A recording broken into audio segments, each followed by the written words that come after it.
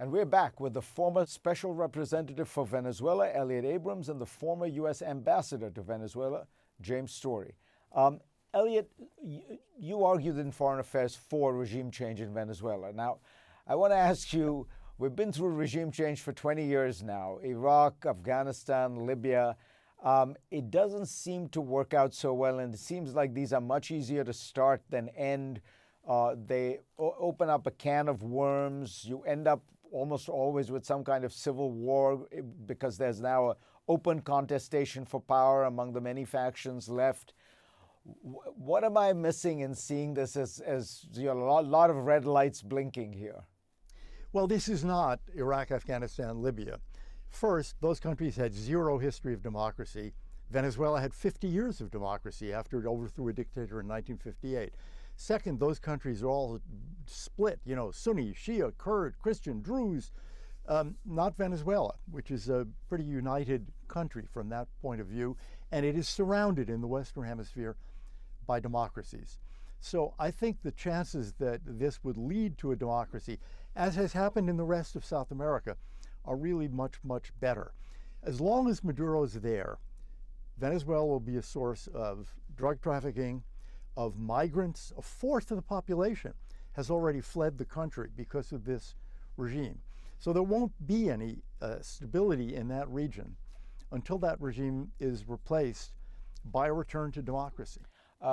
Jimmy Story, you know Venezuela well. I mean, I'm struck by the fact that there do seem to be a lot of, you don't have sects, religious sects, but you have a lot of groups in Venezuela that have arms, various kinds of militias, right?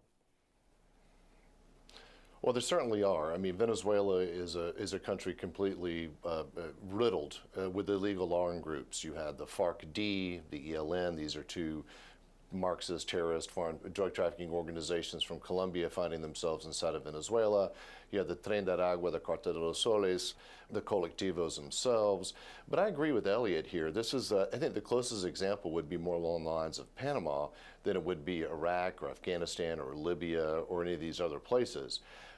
This is a country that can provide for its own reconstruction. And what's important here is to remember, Venezuela, not only do they have a democracy, they had the best institutions in the region, and those can be rebuilt, from hospitals to education to transportation to electricity. All of that can be rebuilt. And as Elliot rightly pointed out, this is not a country riven by sectarian issues or religion or ethnicity.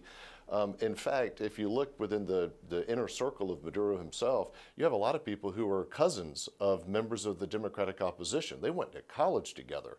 These are people who know each other.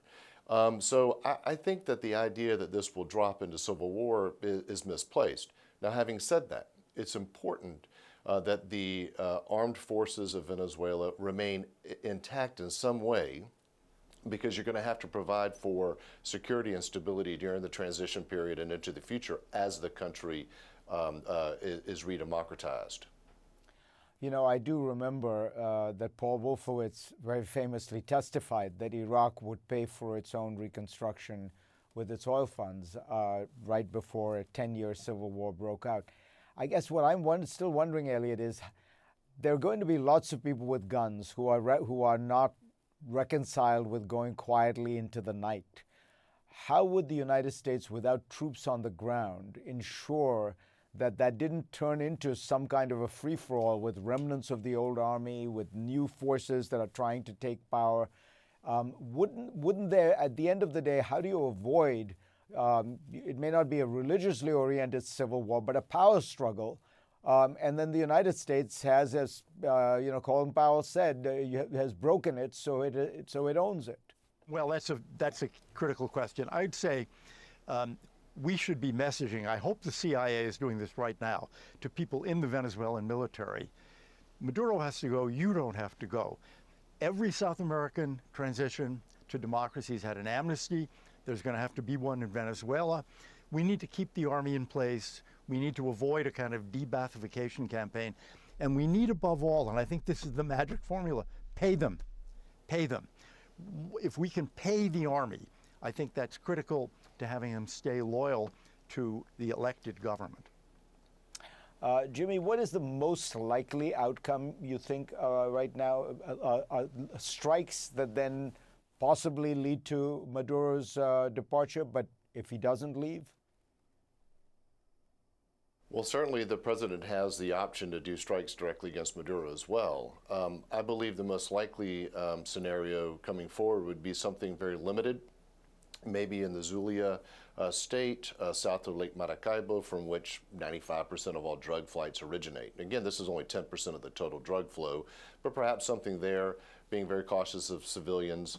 But then, I have the question about really bad actors within the regime and what difference is it between someone who runs the interior police, runs the colectivos, is responsible for the kidnapping of American citizens, the torture of American citizens, and figures such as Raul Reyes from the FARC, Monohohoy as well, or Soleimani from Iran. So the president could make a decision to do something that's a little more directed towards some of the bad actors inside of the regime. So we'll see how that plays out. But I agree with Elliot on the de-Baathification question. 70% of the people went out and voted against Maduro, voted him out, and a lot of those people are also in the military. You have to identify them, you have to support them, and you have to encourage them to help a democratic process. All right. Well, thank you both. Very illuminating. And as this moves on, I hope we can come back to both of you. Thank you. Thank you. Thank you, Fareed.